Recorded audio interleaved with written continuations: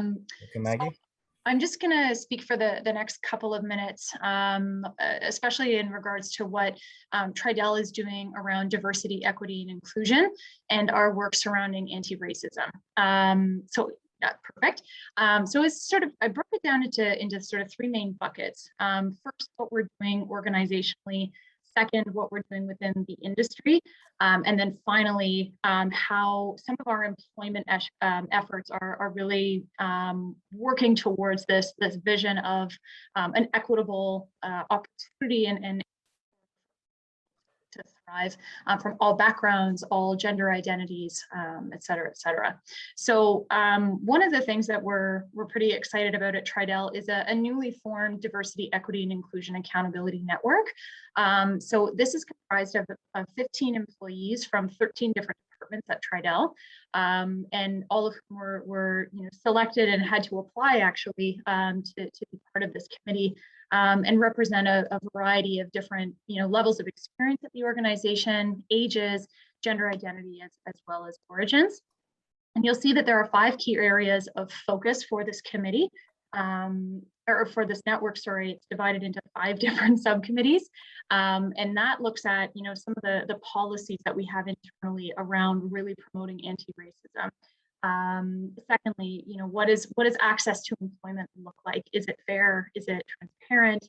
And is it prioritizing those who face a disproportionate barrier to entry? Then we have training and education. That's more for building awareness corporately on emerging initiatives and trends in this space. On the note of emerging trends, we know that social movements are a huge driver of diversity, equity, and inclusion. If it wasn't important, before the pandemic, it certainly became, critically obvious, in the past couple of years, just how imbalanced some of our industries, our society really is. And then the final thing. And then the final thing is communication, engagement, and events. So what can we do to actually engage people in opportunities that are culturally representative and sensitive? So the final thing that Kunza actually and I chatted about beforehand was, what are we doing in the way of social procurement? So where possible, we pursue social procurement where we can. And what that means is procuring goods and services from businesses that are either, equity deserving group owned, which it could include, Black, Indigenous, women, accessibility, et cetera. And so we do a lot of employee, engagement gifts as an example. Our homeowner closing gifts are all procured from local enterprises. So if I could go to the next slide, please. Thank you. So in terms of the work that we do in our construction industry, and this was brought up while we were, brainstorming what this session would look like, was in regards to some the nooses that were found on a few construction sites around the city. And so a number of developers, not just Tridel, but Daniel's also in that space as well. And a couple of other really strong key players in residential construction. We came together as an industry coalition to support the Construction Against Racism Everywhere campaign. And once I stop speaking, I'll put some links in the chat as well. We're also a member of the People and Culture Committee that is through the Build Industry Association. And we've even been, a part of putting together this Diversity, Equity, and Inclusion Handbook, another link that I will share shortly. And then one that Tridel really kicked off with real gusto in the middle of the pandemic, which planning an event in a pandemic is really hard, especially when vaccination is not a thing just yet. So the Built for Respect campaign, if you go to tridel.com/respect, you'll see our Built for Respect mandate. You'll see our commitment to creating places that are free of racism and bad behaviors, so bullying, abuse, harassment, and discrimination. And we do have an anonymous reporting system. If you see something, say something. Next slide, please. Okay, and then the final piece here, and one that ties directly into community benefits, is around being an equitable employer, of really standing by what we say, that we promote, support, not just diversity for the sake of diversity, but because people from diverse backgrounds, ways of knowing, experiences truly have so much to offer to organizations of the 21st century. So to date, we've had 9 employment placements from Regent Park alone since May of 2021, all of whom identify as members of equity deserving groups. We have similar mandates, similar commitments, I should say, in other Toronto community housing revitalizations where the developer partner for, much of which is also supporting the employment, training, and capacity building of members of equity deserving groups as well. And then just quickly, if I feel like I've said this in every TCDM learning series, or sorry, the learning series that we've done, is the Tridel Community Works. And that was a direct response and recognition that we really needed to pick up our game in terms of connecting directly with residents of revitalizations, to provide priority access to employment, to provide additional, skill building, employment, capacity, ready. I know it's a mouthful. So if you haven't checked it out, it's tridelcommunityworks.com, and works is WORX. Again, I'll put a whole bunch of links in the chat. And then the final thing I just want to mention is the Bolt Foundation. The Bolt Foundation, for which Tridel is the principal and founding sponsor of, has a key mandate to support under-resourced youth from 17 to 29 to pursue careers in construction. They've been very, very successful in this space, contributing, I think, over 1.3 million in terms of scholarships for post-secondary education and training and certification. And yeah, so that's sort of in a nutshell of what we're doing organizationally, what we're doing in our industry, as well as how we're looking to promote diversity, equity, and inclusion in any future employment. Hi, everybody. It's so lovely to see so many of you here, and so many names that I'm very familiar with and a few that I'm not familiar with. So it's lovely to have all of you here. If you could go to the next slide. The next slide is the cover of the community wealth report, community wealth building report that we submitted to the city. It's called Unlocking the Potential for Community Wealth Building in Regent Park, Moving Forward Together. And if you could go to the next slide, please. This report was an ask from Toronto City Council in the winter of last year, under the direction of the Social Development, Finance and Administration group. And they had asked for a report to be done on the feasibility of building community wealth in Regent Park. And so they had asked a bunch of groups to see who was interested, and a group of us came together. So it was the Center for Social Innovation, as well as the Yonge Street Mission, as well as Employment and Economic Development, and then a few other residents from the community came together and formed a working group to conduct a feasibility study to explore community wealth building as an approach to pursuing a fair and inclusive economy in the city of Toronto. And this infographic is sort of a little bit of a pictorial description of community wealth building and what it might look like. So you can see all the various things, and that graphic is in the report. The report has been released publicly. If you haven't read it, we can send you the link, but it's also in the November edition of the Regent Park newsletter. So it was just published in the newsletter, so you can get it that way. If you go to the next slide, please. The report includes 5 recommendations on how to move community wealth building forward in Regent Park. And so I will read the recommendations to you right now, and then I'll tell you a little bit more about them in the next coming slide. So number 1 is develop a full community wealth building strategy for Regent Park. Number 2 is engage in a community wealth building learning and innovation process. Number 3 is build resident engagement in community wealth building. Number 4 is create a social business incubator. And number 5 is develop a community investment platform. So we'll go through those in a little bit more detail. If you could go to the next slide, please. So number one, develop a community wealth building strategy for Regent Park. As we know, Regent Park is a super active and super engaged community, and there's enormous potential here. There's enormous potential before redevelopment, and there's even more potential here with redevelopment and the implementation of the SDP and the Community Benefits Coalition and all of those pieces that are really leveling up this community. So if we develop a highly collaborative and integrated community wealth building strategy, it can help to even further elevate the work of this community in terms of having an overarching strategy for developing wealth and a sustainable local economic system. And so we made this recommendation that a full community wealth building strategy is developed, and that includes including sort of multi-stakeholders and having more community discussions and really designing what it would look like to build a sustainable local economic system. And that would be in collaboration with the Social Development Plan, the RPNA, the Community Benefits Oversight Working Group, and that the strategy development process would build on the efforts that have already happened to facilitate economic prosperity through the community. So the strategy development process would be sort of led by a multi-stakeholder group like the Community Benefits Coalition and the Community Benefits Oversight Working Group. And it would complement, align, and build upon the already existing community development plans.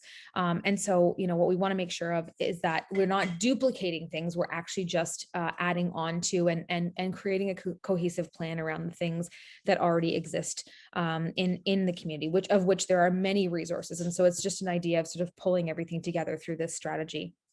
And this cohesive strategy will sort of require the intentional integration of the existing groups that are already working in Regent Park. So again, the SDP, the RPNA, the community benefits working groups as well, and we'll engage all stakeholders, residents and business owners and anchor institutions like the developers, as well as the banks and the schools that are in the neighborhood. If you could go to the next slide, we'll go to number 2. So number 2 is engage in a community wealth building, learning, and innovation process. So as concurrent with the community wealth building strategy, the idea of an education and engagement process is a really important one. What we learned when we were, some of you joined in on the community wealth building focus groups and community discussions that we had, and what we learned, what we heard from the community and what we learned in that process is that people are keen to build local economic systems, but there's a lot of pieces of the community wealth building process, and there's a lot of the model that not everybody is so sure about, and it takes a lot of research and it takes a lot of learning, but that if we can build an education strategy so that we're all on the same page in terms of what this is and what this actually means for us as a community. And so there's much more to be done to design a functional and actionable community wealth building strategy. And if we all learn what it is together, we can actually design an even better plan than if we just sort of piecemeal it together.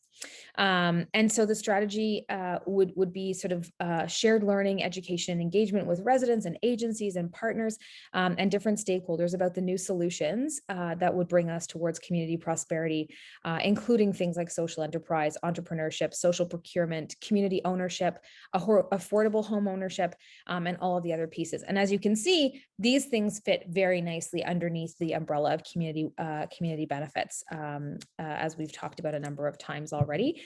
This sort of highlights and underscores the importance of those pieces and what they mean for building a sustainable community for Regent Park and other communities, but specifically for Regent Park. And as we sort of learn and engage together, we can really feed into that comprehensive strategy plan.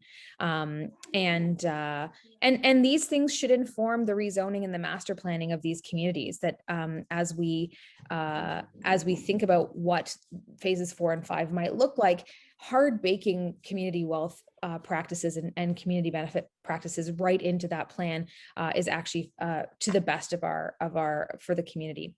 And so part of this education and engagement plan would be financial literacy, learning and workshops and those kinds of things, business and social enterprise development, and also skills and capacity building for both for residents, community organizations, as well as the governance structure like the SDP in the community. And so we'll go on to number 3. I'm sort of whipping through these. My hope is that some of you have read the report. So number 3 is build resident engagement and community wealth building. And so this is the idea of this is to really engage residents in the process so that they're part of building the system that they will be a part of, and sort of enhancing that neighborhood infrastructure through communications and knowledge. We would be putting the existing neighborhood asset maps and scale banks online, and building a community website, which the communications working group already is, but that helps to direct and refer residents to different things that are going on in the neighborhood, so that there is that, if you think about that infographic from the first slide, the whole community is connected and sort of feeding into each other. What restaurants to go to, what businesses to support, what will help to sustain the local economic system. Also developing the capacity of residents to participate in the governance and the oversight of community assets. And so what that means is being a part of organizations like the Community Benefits Coalition and the RPNA in terms of being advocates for the community, and also sitting on boards like the board for the Daniel Spectrum Building, or other community boards, some of the agency boards in the community, so that you actually have a say and you're part of the governance. You as residents actually have a say and are part of the governance models of these assets, so that you have some determination over how they're used and how they interact with the community as a whole. Also leveraging the community living room, which is opening in the Daniel Spectrum Building, as an information referral center, and a center for economic prosperity and support of local entrepreneurship. And using these tools to sort of create community wealth building, not just as a report, but actually community wealth building as actions, and levers to be able to support our community, like I said, in a sustainable and sort of prosperous for all way as we move forward. If you could go to the next slide. Number 4 is to build a social business incubator. What we learned is that many entrepreneurs in the community don't have the right kind of support, particularly for social enterprise, diversely owned businesses, and also procurement-based businesses. And so building a social business incubator would be a space for entrepreneurs to get training they needed and support that they needed. And we have we had a really great working session with a number of entrepreneurs in the community, and they talked to us about all of the things that they needed. And some of the things were very informal supports, like obviously space and obviously access to funding, but some of the things were like access to networks and access to mentors that they could use on an ongoing basis, but not in a formal way. Like just building a network of friends and people in their life that they could call up and be like, hey, I have this problem. How do I solve it? How did you solve it for your business? And actually building that networking ecosystem. There are already sort of supports in the community, like, Dixon Hall has supports and the Young Street Mission has supports, and Daniels has been offering support to entrepreneurs in the community.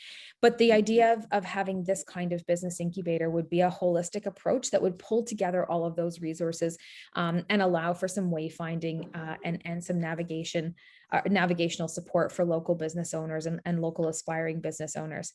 And the incubator and the sort of the bringing together of all of these pieces underneath the umbrella of the incubator would ensure that the supports are tailored to the community, and that they provide education and financial literacy and hands-on support, and really check in with the community in terms of where they're at and what they need, and build programming and support systems around that, so that we can really build up the local entrepreneurship and local sort of business community.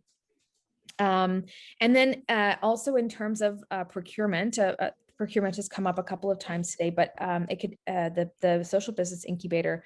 One of the things that we heard from local entrepreneurs is that they want a social procurement intermediary, so somebody that helps connect local businesses to the demands of, let's say, Tridel, for instance. Tridel is building all of these buildings, and they need art, or they need window washers, or they need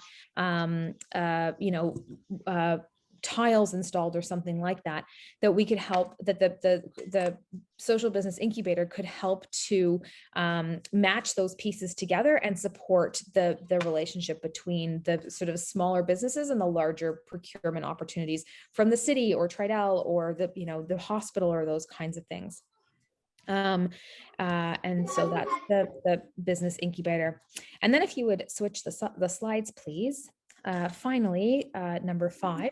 This one is kind of exciting, and it's a little bit more across the city, but this one is the development of a community investment platform. And the community investment platform would be like an endowment fund that would seek investment from a number of different people and a number of different organizations to build a large fund of money that would finance the development of social businesses and other community wealth building practices in the neighborhood.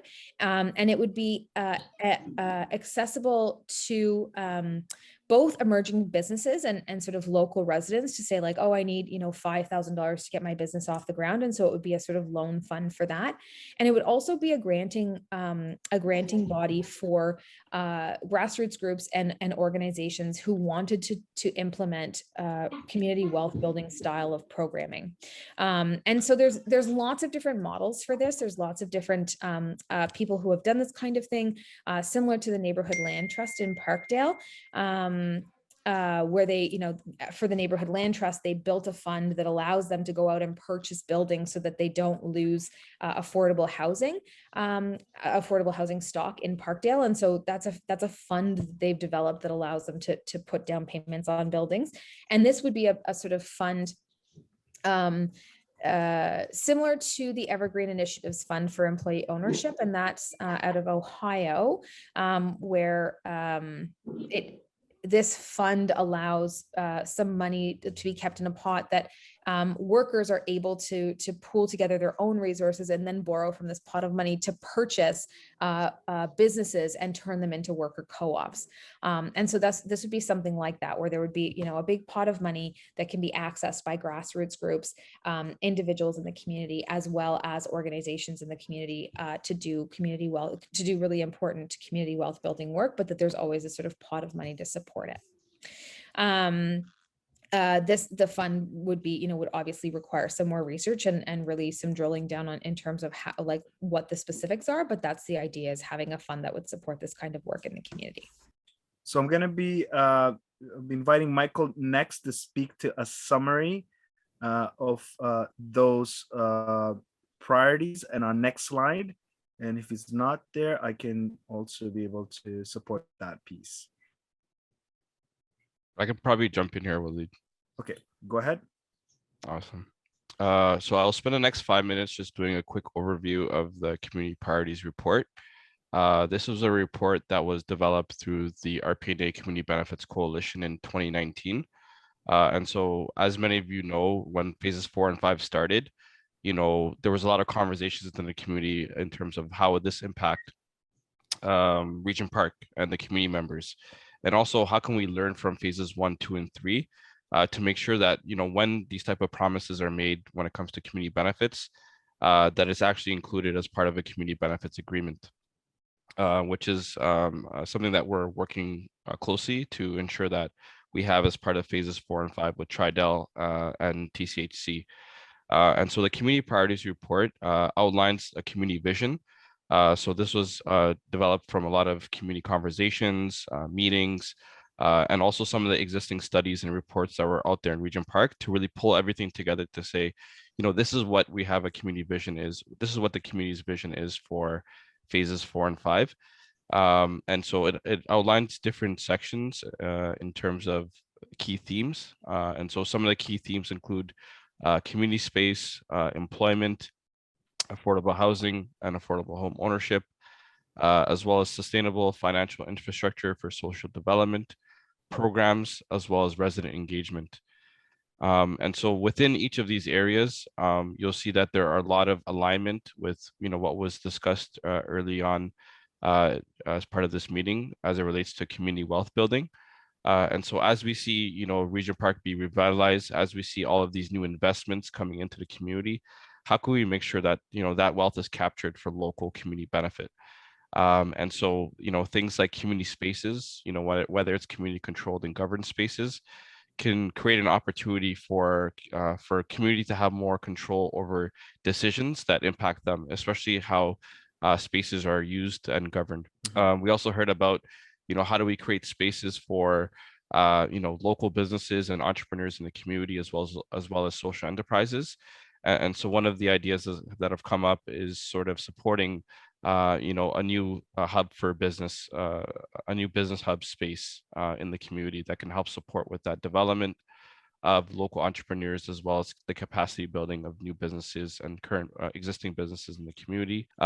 There was also a huge focus on social procurement, like you heard earlier. And so social procurement is focused on like the goods and services, so whether it's certain products that are being purchased or, other services that are being provided in the community. This could be, things like, Denise has mentioned around catering or, window washing, or, what we heard from Maggie earlier on today around, purchasing gifts, for, new tenants or new homeowners, from local businesses or social enterprises in the community. And so we want to see that continue, long term, even beyond revitalization, right? Where there's an ecosystem of businesses in the community that are receiving contracts, for different goods and services. And we want Regent Park residents to be owning those businesses and working to develop those. And so there's a target that's been identified. So not only do we identify different sections or themes, but also targets in terms of the amount that we want to directly benefit the local community. So for social procurement, 25% of all the contract value. So any purchase, 25% of all the purchasing of goods and services should go directly to social procurement. And very similarly with some of the new commercial spaces and retail spaces, we want to make sure that 25% of all of those new spaces are created for low cost. As we know, sometimes commercial spaces can be very costly and expensive, to have, a storefront. And so making sure that it's not only available for community members, but also at a low cost was something that we felt as a coalition would be very important. And so the other pieces include affordable housing and affordable home ownership. I know we've gotten into much detail around this discussion already, but what we have proposed is we want to see a range of affordable housing and to ensure that we're meeting the income levels of those who are living in Regent Park, right? And so that those options can include things like rent geared to income, regular affordable housing, and we've looked at anywhere between 60 to 80% of average market rent, and also affordable home ownership. And this is just recognizing that different people in the community with different income levels and different interests in terms of wanting to do rentals or wanting to do home ownership, that all of those priorities can be addressed and achieved. Some of the other areas that I think, align very closely with community wealth building is sort of sustainable financial infrastructure for social development. So we know in Regent Park, we have the social development plan, which is great, but even some of the challenges that we had through phases 1 to 3 in terms of getting that funding for the social development plan was a huge effort, and many of you were involved in advocating to the city to fund the social development plan, which took a few years, but finally got that commitment from the city to fund the social development plan for 5 years at close to 500,000 per year. But what happens, once those 5 years are done? How do we make sure that the social development plan and other type of initiatives in the community, that there is funding available for those type of programs, and that once revitalization is finished, that we no longer look at that? And so we want to look at benefits that come into the community that are beyond revitalization, beyond the 25 years, something that's more sustainable. And so the idea around a community controlled endowment fund, so this would be a fund that would be able to continue to make investments into the community and invest into different programs. But to have an endowment fund like that, you need to have a big upfront pool of money. And I know anywhere there's an existing fund in the community, I think close to $1 million, that kind of does something similar in terms of, the $1 million itself does not spend, but the interest that's accrued, could be spent. And that's one model that is a bit more sustainable to make sure that we have funding for programs long term. So we're going to move on to the next piece that's super important. So some context. This whole project of development in Regent Park for phases from phases 1 to phases 5 actually is a partnership between all levels of government. So the federal government, the provincial government, and our municipal local government are invested in ensuring that the development is funded in a way that will promote social cohesion and inclusion and ensure that we have the tools to be successful as a community. And what we're going to be talking about is the role of governments in funding this very important work. So the federal government, the provincial government, and the municipal government as well. And it's very important for us to understand how those roles of government work together to make that happen. So you're all aware, a city is a creature of the province, right? So the province, funds our municipal government to provide many of our local services. But before we get even to talk about our city government or local government, let's now talk about our federal government because they're very important pieces that we must understand, and especially when it comes to housing, priorities related to housing, affordability, home ownership, but also funding for when it comes to endowment funds or also supports when it comes to training, right? Like the federal government can work with other level governments to fund that work. Okay. You're going to be taking questions from folks at the end of this. So if you have any questions, please do let us know. Okay, next slide. Okay, Awesome. so go ahead. Yeah, I was just gonna add like one of the big important pieces of part of the community priorities report as well was that when we were meeting with TCHC, one of the things that we had identified was looking at what would be the cost of the community vision. So that priorities report that I went through, and so there was a rough calculation made that the total cost of the community priorities report would be somewhere close to $100 million. And what we know is that through phases 4 and 5, we've only secured 26.8 million. And so what it actually is the case right now is that there is a huge gap in terms of what the community's vision is for community benefits and what has been secured so far as part of phases 4 and 5. And so, one of the things that we know have been important to successful revitalization, even in the past is phases 1 to 3, like the Daniel Spectrum, is that there is a role that other levels of government can play in supporting, different type of community benefits. And so what I'll do is go through quickly, highlight some of the different levels of government, as well as what are their key sort of pieces, how are they involved in development? And so at least we can get a better idea of if there's certain issues that are important or certain concerns that you have, then you at least know exactly, which level of government is most likely going to be responsible for that issue or concern or idea that you might have. At the federal level, there are a few key departments that touch on different things that relate to development. I would say like they're the furthest removed from actually Regent Park when it comes to sort of any development. I wouldn't say just Regent Park, but any development. A lot of times, their focus is more at the national level. And so a lot of times they're funding the provinces, they're funding the municipalities like the City of Toronto, they're funding different programs and initiatives. They're also doing a lot of international work, whether it's like the military or, with the UN and that sort of stuff. And so on a day-to-day basis, when it comes to development, the federal government is not too involved. And so they're not, but however, there are some key departments that align with some of the things that have been discussed in community benefits. And some of those departments include Accessibility Standards Canada, that oversees a lot of federally regulated industries. Also Mortgage and Housing Corporation, so CMHC, which is really involved in providing funding towards different affordable housing projects, as well as different affordable home ownership programs across Canada. And so some of the different programs that you even seen in the past a lot of those programs were supported through the Mortgage and Housing Corporation, which is a federal department. There's also the Canadian Human Rights Commission, also Employment and Social Development Canada, that fund a lot of different employment programs, even within the communities. Many of the agencies that do employment sometimes will work closely with this federal government agency to bring forward different programs around skills development and that sort of stuff. Also Public Services and Procurement Canada. So they undertake a lot of the procurement, all the purchasing of goods and services for the government of Canada. And there's been a lot of focus there recently around supporting Indigenous owned businesses in purchasing of contracts, as well as other minority owned businesses. And then also the Women and Gender Equality Canada, which was a ministry that's now overseen by the local MP in Regent Park, Marcy Inn, who was recently appointed minister of that department.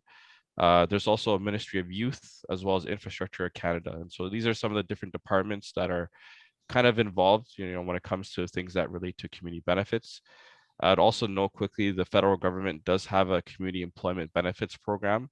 And so this is related to any projects that receive federal funding when it comes to infrastructure or construction, that there is requirements for reporting on different type of employment benefits for specific equity seeking groups. Also on the international level, some of you may have heard about the UN, United Nations 2030 Agenda for Social Development.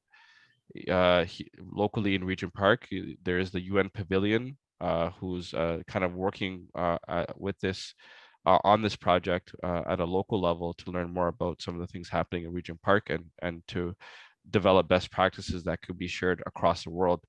And so the pavilion is actually tied to what the Canada actually signed on to in 2015, which was the declaration that other countries had also signed. And so you'll see there are different goals. There are actually about 17 goals that have been developed, and many of them are in alignment with some of the discussions that we have today when we talk about, good jobs and ending poverty for all. When we talk about ensuring healthy lives and promoting well-being for all ages, promoting sustained, inclusive, sustainable economic growth, and full and productive employment and decent work for all.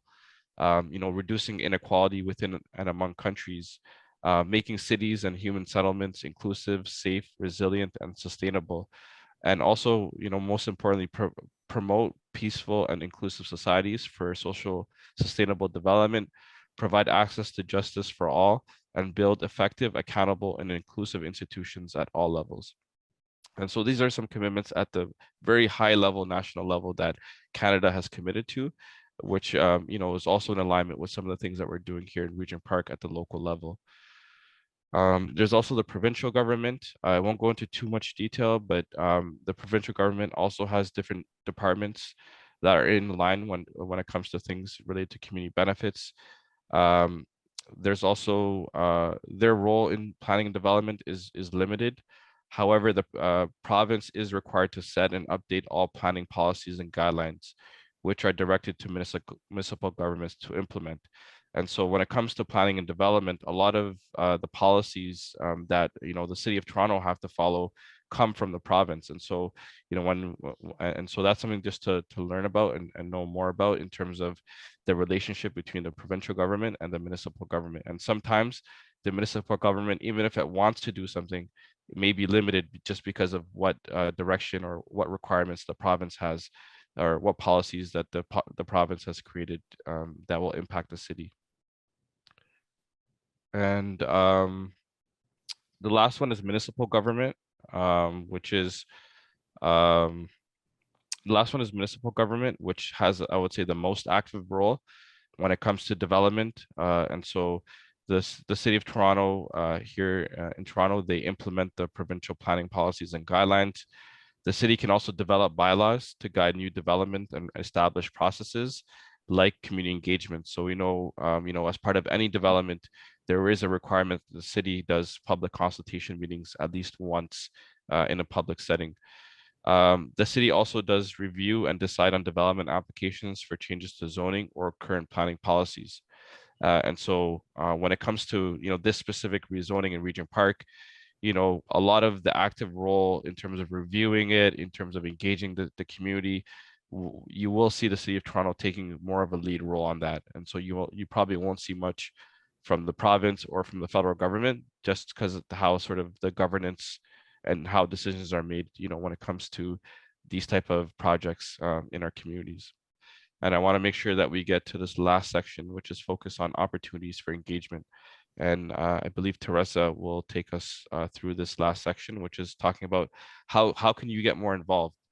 This is a learning session that we've created today for you to learn more about community benefits and the importance of having your voices involved. But how can you actually get involved, and how can you really shape the process, and especially when those decisions are going to be made. And so I think Teresa will be able to share more about that from TCHC side in terms of some of the ideas and thinking that they have moving forward. Teresa? Thanks, Komsa. And also just wanted to say that for the opportunities for engagement, this the next few slides were developed with all the partners in mind, including CBC, RPNA, and Tridel. So there's many opportunities to get involved, as part of the efforts that have been put into those learning series over the last, I guess it's been about 3 months now, nearly. So, we're very happy to have been working together on this. If you want to go to the next slide. So, of course, just want to do a quick recap on what we've heard so far on engagement. Of course, starting up with the Community Benefits Coalition. Many of the members of the group are here today and, have been presenting over the last 3 learning series.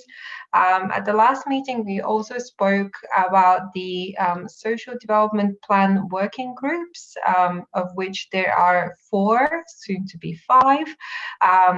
Those are community building, communications, employment and economic development, and the Regent Park Safety Network.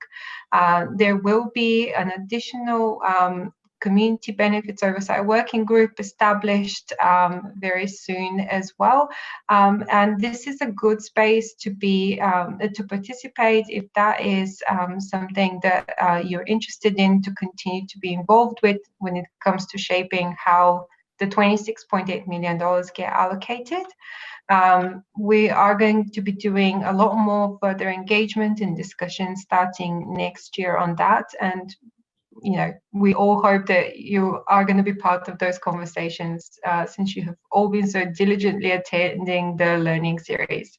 Next slide, please. With regards to some of our engagement goals, we definitely want to broaden up our reach and ensure that we have a diverse group of Regent Park residents that are participating in the process.